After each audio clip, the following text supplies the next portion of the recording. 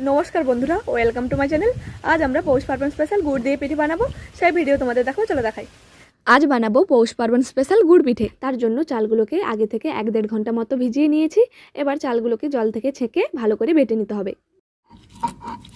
চালগুলো বাটার সময় অল্প অল্প করে জল দিলে চালগুলো খুব সুন্দর হয়ে বাটা হয়।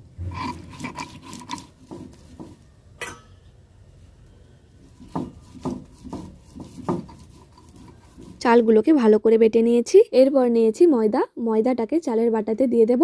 এবার গুড় দিয়ে দেব নুন পরিমাণ মতো। এরপর দিয়ে দেব জল দিয়ে সবকিছুকে ভালো করে মাখিয়ে নেব। মিশ্রণটাকে সামান্য ঘন করে বানিয়ে নিতে হবে। মিশ্রণটা বানানোর সময় এটা লক্ষ্য রাখতে হবে মিশ্রণটা যেন খুব বেশি ঘন না হয়। খুব বেশি যদি ঘন হয়ে যায় তাহলে পিঠেগুলো খেতে কিন্তু খুব শক্ত লাগবে। সবকিছুকে ভালো করে মিশিয়ে নিয়েছি। এবার কড়াইতে তেল দিয়ে দেব। তেলটা গরম হয়ে গেছে। এবার গুড় দিয়ে বানিয়ে রাখা মিশ্রণটাকে কড়াইতে দিয়ে দেব। এই রকম করে খুব সহজেই তোমরা গুড় দিয়ে পিঠে বানিয়ে নিতে পারবে। সুন্দর করে ভেজে নিয়েছি, বা নামিয়ে নেব।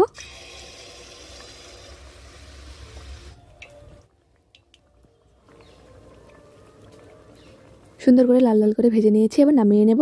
আজ বানালাম পৌষ পার্বণ স্পেশাল গুড় দিয়ে পিঠে। আশা করি এই রেসিপিটা তোমাদের ভালো লাগবে। রেসিপিটা ভালো লাগলে কমেন্ট করো। সবাইকে পৌষ পার্বণের জন্য অনেক অনেক শুভেচ্ছা রইল। আজকের এই পর্যন্ত, দেখা হবে পরের ভিডিওতে। টাটা।